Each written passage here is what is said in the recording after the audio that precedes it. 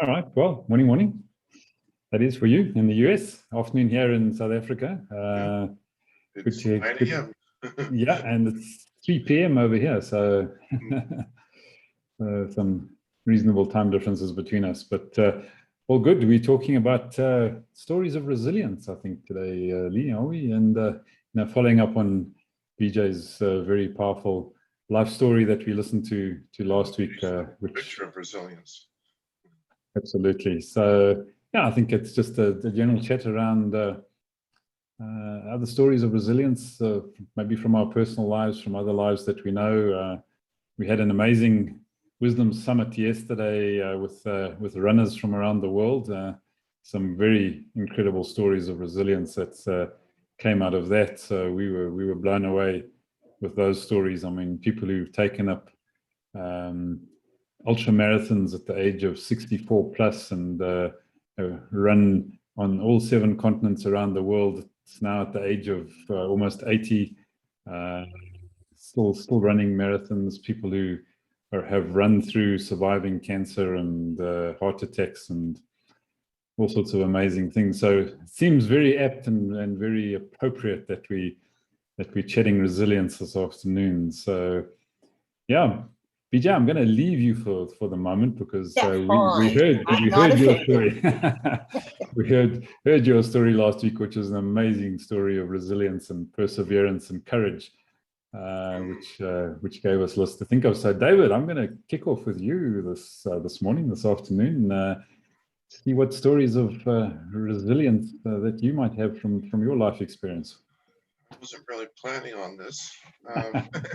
That's one of the joys of Wisdom's chats, David. You can never plan for anything because I pounce on people who least expect it. It's all about challenging us to think and sometimes dig a little bit deeper into our conscious and subconscious to see how we can approach things from a different perspective. Resilience.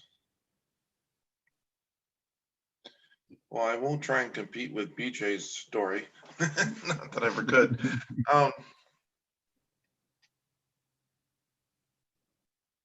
You're actually, David, going through somewhat of a resilient resilient story now. Well, okay, I've struggled, but I make headway in school and education. I mean, in the past I have, but when I've tried to getting into the workforce has kind of been a struggle all along. I can remember when I first got out of graduate school, I went to a small private school called University of Antioch, University of New England of Antioch, or Antioch University. Anyway, I started off my first, I had a brief job at a delicatessen for a couple of months. And then a year later, I bagged groceries. I was a sales associate at Staples. And from there, I went to a company called YBP Library Services. It's a company that produces the services that universities need to put their libraries on the shelf, all the catalog and the labels. And I was in the account processing department, and I stayed there for 8 years. And until such time as, well, actually a year plus before I finished up there, my mom passed away. My dad passed away from cancer when I was actually graduating back in 1995. And then my mom passed away from cancer in 2004. And so the year after, I did a summer trip to Switzerland, my mom's native country. We had friends there. The year after that, I thru hiked the Appalachian Trail from Springer Mountain in Georgia to Mount Katahdin in Maine. And that took 6 months. And in order to do that, I resigned my job at YBP.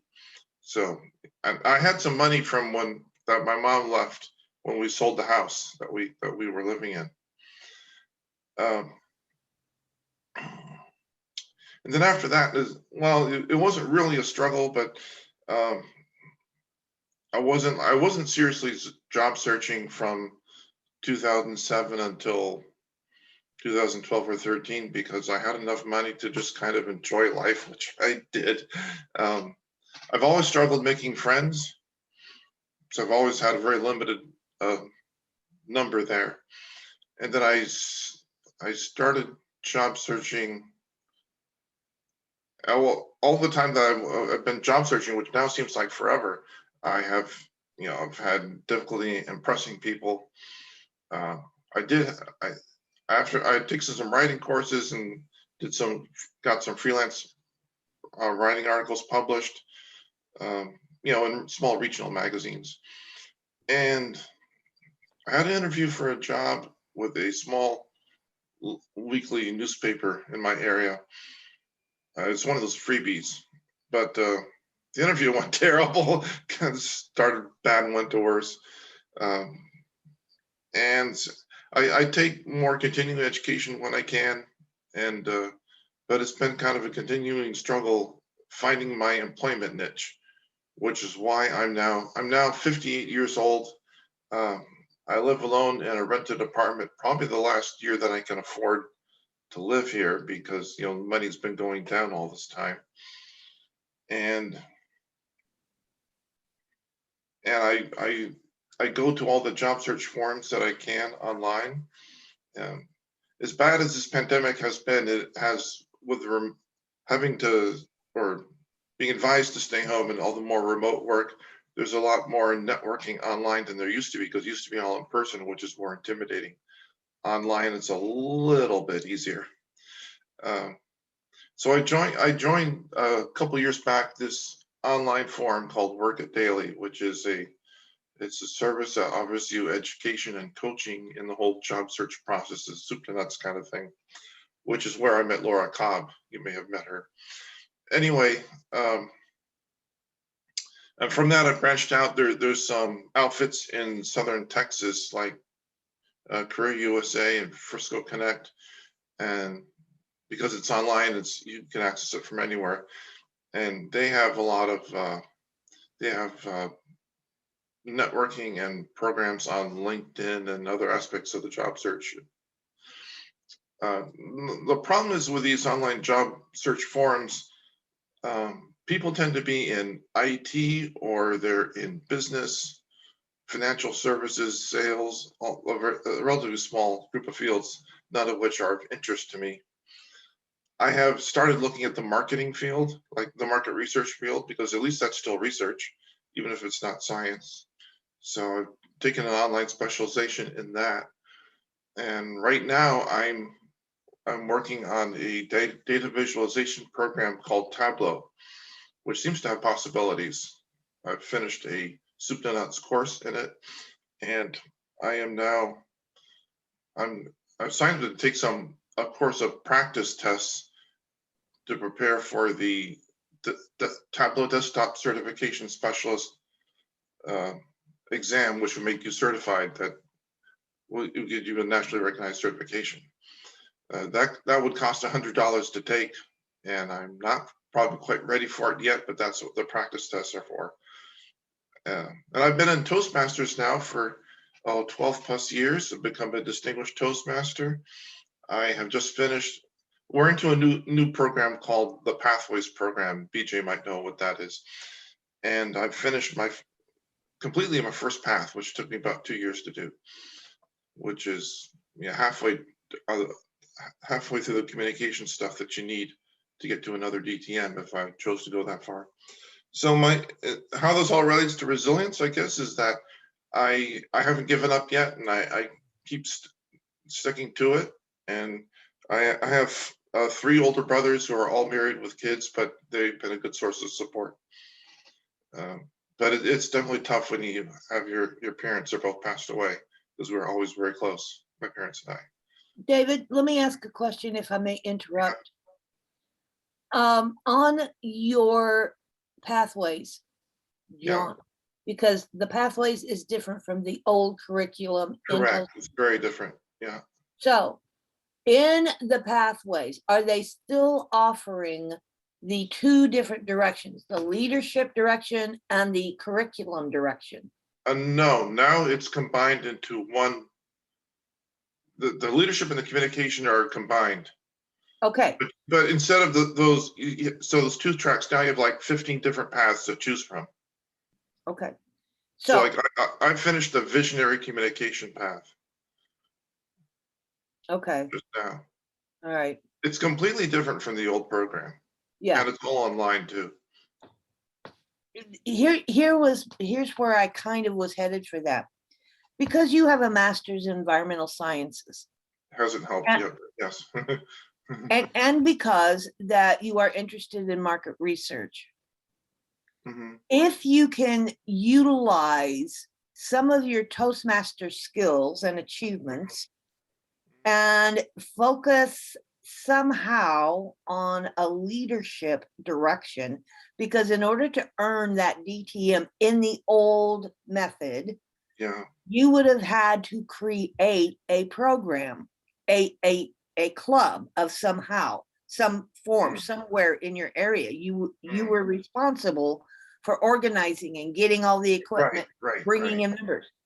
So if you have that skill and you have that ability, Mhm. I am going to suggest that maybe you tinker with the idea of maybe doing something along in that area. Well, in the old program, okay, you had the leadership track and the Correct. communication track. So you went from competent leader to advanced communicator, bronze, silver, and gold. Right. And then you had the competent leader and the leader bronze, which meant you were a club officer. And then then there was the advanced leader silver, where you would be a district officer, coach, sponsor, or mentor a club, Right. and do high performance leadership project. Now, so in the new program, you have to complete 2 paths. I've completed 1, and then you still have to be a district officer, club officer, co-sponsor, mentor a club, or there's like a DTM project. So you still have all that leadership stuff that you'd have to go through if you want to get another DTM. But in doing that, in pursuing that new path, that second DTM, Yeah. you're going to be making connections. You are, in essence, networking. Yeah. Okay. Well, I So don't make connections utilize- like you do. It doesn't come as naturally to me. Well, we need to work on that, David. Yeah. BJ, I'm going to interrupt because it sounds like you're coaching David. I You could meet separately for that. Yeah. You're getting free coaching on the Wisdom's Chat, David. How Yeah. cool is that? Hey, free is Fair good. enough, Lee. Free Fair is enough. good. Fair enough. Fair enough. No, but I But think that- it's all good. You know, it's all great, and I think, you know, David, you've shown us you have resilience. You I have something to offer, you know. You absolutely have something to offer without a shadow of a doubt, and I think it's a question of, as you say, you've mentioned it, and BJ has touched on it. You know, getting that niche, and working out what it is that you know, that's really going to set you alight, because you know, my gut says you're probably not too far away from that, but it's a question of just putting the one foot in front of the other, and I suppose that's really what resilience is all about at the end of the day, isn't it? I mean, it's not letting these little setbacks get us down, and taking the next step and pushing forward. You know, you talk about networking not being something that's natural to you. I promise you, it's not something that's been natural to me at all. I'm very much an introvert. Naturally, easily to BJ. And on top of all that, I'm more or less fluent in French. Not that that matters in America, but you know, if I lived in Europe, that would be helpful. But that's more of a hobby for me. Yeah, well, pop up to Canada occasionally. You could probably use some over there, but Yeah.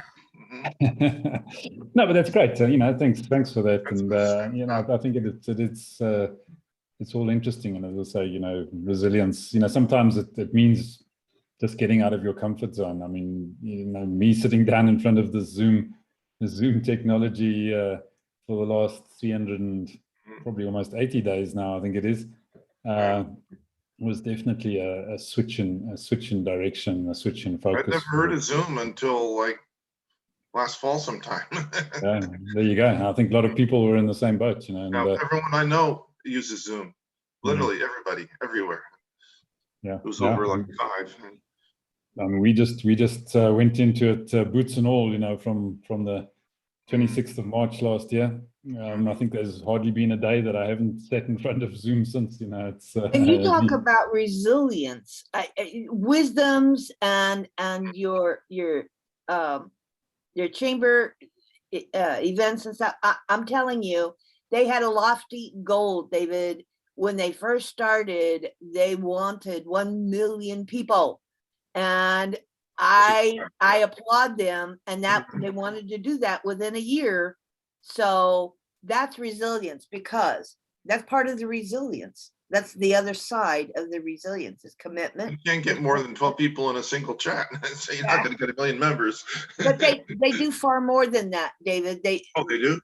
Oh my stars. Oh my stars. They're so involved, and they do it brilliantly. You know, Trevor and Lee and Ivan, they have just come up with this amazing format, but that's persistence. And that is resiliency in and of itself. And that, as I said, that's persistence, consistency, having a vision, not giving up when things look down, and going forward, and not letting any of the outside environment say you're going to fail, or this isn't going to work, or we've got 4 people on a program, oh my God, we're doomed to fail. You haven't done that. On the Powerball together. No, you know, I'm BJ. Thank you so much for that. You know, but it's true. You know, I mean, sometimes, you know, the gems that you can get out of a conversation of this nature have extreme value. And so for us, whether there's 4 people or 40 people or 400 people on a call doesn't really matter. You know, the key on these things is to look for that one gem, for that one idea, for that one concept. Yeah. That's going to change your thinking. It's going to change the way you do something. And, you know, you may not get one every time, you know, but the consistency, as BJ says, you know, the resilience to keep on doing it, and the consistency, you know, something's going to spark at some point in time, and something will break through for you. Do you have members who aren't in these networking chats or wisdom chats? Oh, yeah. People than what I see. Yeah. Well, we run a session every weekday morning. So we have one Monday to Friday. You know, it's 8 a.m. our time, which is sort of 2 or 3 in the morning your time. So probably a bit early for you guys. It's like 1 o'clock in the morning. It seems to me like there might be 50 to 100 members, and they had dreams of getting to 1 million. So. No. Look at we you know, we still have that goal. I mean, there's no shadow of a doubt about that. We're gonna hit that goal. It may not be in a year, but we'll hit it. You know, but it's just a case of and BJ's really hit on a couple of key things. You know, it's the consistency.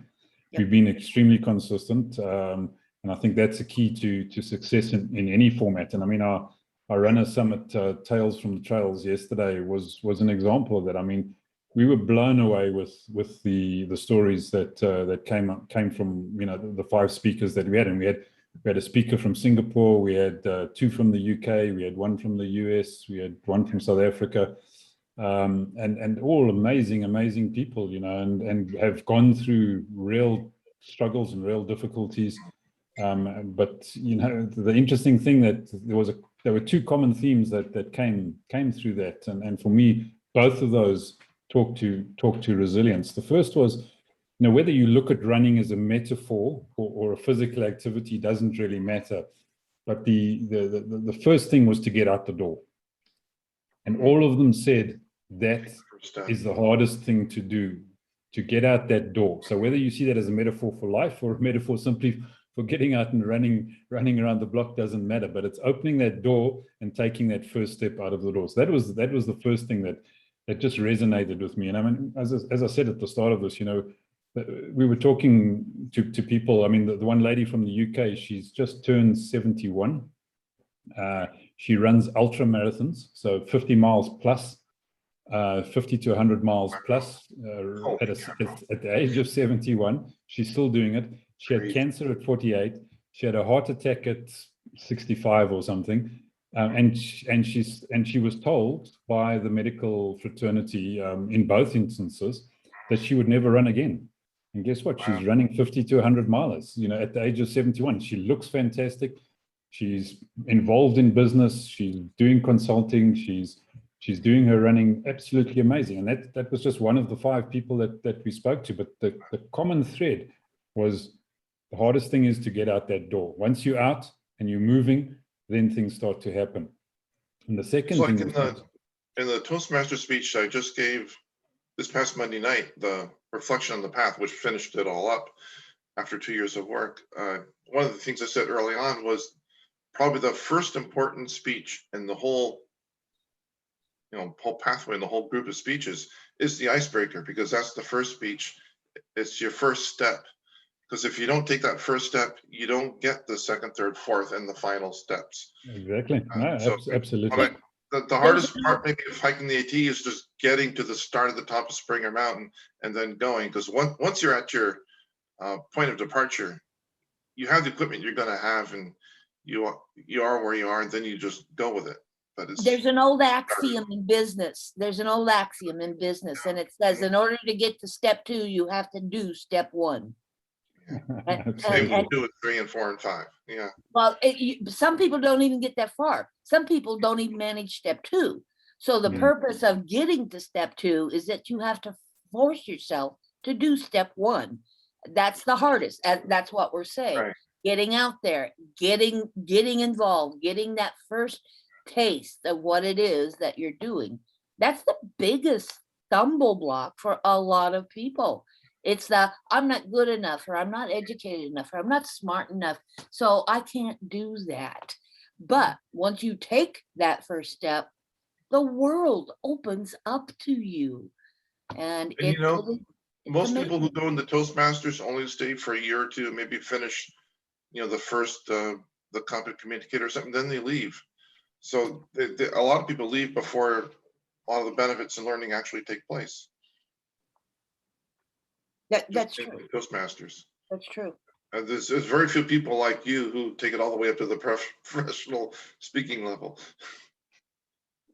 Well, but the thing is, that doesn't have to be the goal. I mean, it's what BJ did, which is fantastic, but it doesn't have to be the goal. The goal and the leverage that you can gain by doing something like Toastmasters, it may just be simply confidence. It gives you the confidence to go out there and do other things, because now you've stood up in front of people, you've told your stories, you've made your speeches, you've gained a different level of confidence, allows you to present yourself in a different way. But the second point that came out of yesterday's summit for me, which I think was critical, and again it was across the spectrum of speakers, was making sure you surround yourself with the right people, and ideally, that supportive family you spoke about, your immediate family members that are supportive, your brothers and so on, but also finding just a few key people, that can give you positive input, that can give you, moral support and use that leverage, wisely, but see it as a great advantage. You mentioned, you don't have a lot of friends. Neither do I. It's a strange thing. I don't have a lot of house friends. I'm very much a loner. If we had a lot of friends, it wouldn't be on the computer, would we? Yeah, but but I've managed to surround myself with some great people, and Lee, Trevor, BJ, and others, and they may not be house friends of mine, but I certainly regard them now as at least friends in this environment. And there is another old axiom in business, and I'm not sure where it comes from, but I do think it came from one of the legends. It either came from Jim Rohn or Zig Ziglar. Do not remember which one, but it is: you are a reflection of the 5 most successful people you are associated with. So in order to become that 6 successful people, You have to surround yourself with 5 successful people. And that's not just in talent or achievement or financial success. Yeah. This is in every aspect of life. So it is imperative. You talk about resilience yesterday, or no, this past weekend, a YP member, her name is Becky Prouse. Mhm. She hails from, I think, around Cornwall, Devon, Plymouth area somewhere. She is a trained triathlete, and she's done a lot of Ironman marathons. As a fundraiser for Children's Hospice Southwest, she and her partner biked 205 miles in 24 hours. And I am very happy to say that they completed that. And it amazed me, because even the most trained and skilled athlete, after riding 205 miles, Mm. would have been exhausted and trying to catch their breath, and Most would have I've ever done is 60 miles in a day, and I was exhausted. would have been Flat so drink. fatigued. Yeah. However, when at the finishing point, she looked like she could have gone another half day. That, my Amazing. friend, is resilience. That is that fortitude. And I'm It happy is to good say that they raised over 17 or 1800 pounds for You know, for the that. other thing that comes from that story, BJ, and again aligns with so much that came out of yesterday's sessions, was the reason for doing what you're doing. In her case, she had a very clear purpose. Correct. And because she had that clarity of purpose in terms of what she was doing, she had the energy, she had the resilience, she had the ability to actually come through it, and as you say, look as if she could have carried on afterwards, but it was because there was actually an external reason for her activity. That 205 miles, she had a very strong purpose. She wanted to raise those funds for that organization. And that, I think, is part of the resilience side. Resilience, we always think about being able to just keep going at it and at it and at it. But Ivan, I think what you just said is one of the key factors. You've got to have a strong purpose. You got to have, it's not just a will or a desire to achieve. You have to have an end goal. You have to have an end result for all that you do. So if you really, if again, going back to that want versus need aspect, if your resilience and pursuing something that is absolute concrete right here, or in your gut, or in your mindset, there isn't anything on earth that's going to keep you from succeeding. And to that, a lot of people falsely set false goals. They'll say, I need to do that in a week. I need to do that in a month. When the universal law of life says, why does it have to take this amount of time? You have all the time in the world to achieve something. Just because you're 30 and you're not making it at 31 or 32 doesn't mean that you can't be resilient enough to achieve it at 70. Just like these beautiful women. That's something that we have a bad mindset about. Resilience is about sticking to it no matter how long it takes. What I really want to do is just travel all over Europe. Yeah, wouldn't we all? Yeah. Well,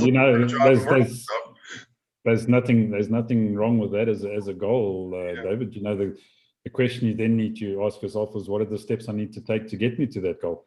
Yeah. When the lottery comes first, I think. No. The lottery. I don't want to just go for a few days as a tourist. I want to be like hiking all over the place, traveling all over. Wouldn't we all? Anyway, I think Corlay has been left to the side here. Why don't we give you a shot at your thoughts? Lee. I'm happy to listen. Lee. Listen. I was thinking I don't really have anything to add because it's all being said. It was a great conversation. I think the one thing that, and maybe this is what we can think about talking about next week, is the thing that I found interesting as well from this. I talk about resilience and these long ultra marathons, and David, you've done a lot of hiking, so you know, you will know this as well, that it isn't about pushing the whole time. You're supposed to enjoy yourself. It's about enjoying yourself, absolutely about enjoying yourself, but it's also about understanding that you've got to take your foot off the pedal sometimes. And that the resilience isn't just about being strong all the time. It's about acknowledging that I'm not strong now. What do I need to do to recover? Because a lot of these runners from yesterday, we're using that as a lot of an example, but a lot of them have had injuries, have or have done big. I mean, the ultra marathons, it's 250 kilometers in 5 days. You know, you're carrying your own pack. You have to pace yourself. And so I wonder if we can't talk about that next week, is this idea of the push and pull between achieving your goal and needing to take time out in order to make sure you do. A lot of hikers will turn it into a sport where you try and do as many miles in a day as possible or hike at a certain speed. And nothing turns me off faster than that. I can't stand it. I want to go at my own pace and just enjoy being out there. Do you know, there's a good example of this. And again, I learned this decades ago, but I have always used it in my coaching. Those people who are mountain climbers, as David just said, they do it as a sport. They do it as an ultimate goal. It might even be the majority. But to Lee's point, no mountain climber has ever started at home base and made it to the apex in one jump. No, nobody has ever. They have, as the altitude, as they go higher, the altitude gets thinner. So you have to go to the next base camp. You have to hydrate. You have to That's all true. fuel. You have to get fuel. Right. You have to rest. You have to let the lactose in your legs relax back into the muscles. You go to the next one and it gets even more difficult. And it gets more difficult as you approach the top of the summit. Life is just like that. Resilience is just like that. To Lee's point and to David's point, to Ivan's point, that is exactly how it is. So never plan on jumping the summit of a mountain in one solid leap. You've got to take your time, pace yourself, have a good time as you're going along that journey. And ultimately, you will get there. Absolutely. And when you're having a fantastic conversation and having lots of fun, time just flies past, as it has done to us this afternoon again. Just disappeared. Do you have your own story, Ivan? Say again? Do you have your own story of resilience? I've got lots of stories. But but you're getting to that. We're running out of time. Is that how you're wrapping up? Unfortunately, we run short of time today. But yeah, we'll definitely get into those. We'll definitely get into some of those at some point. But you can share next week. Okay. Yeah, pick it up next week. And as Lee says, talking about having some fun along the way. And what is the other element, Lee? You said. Yeah, I think time to recover, time to refuel. So.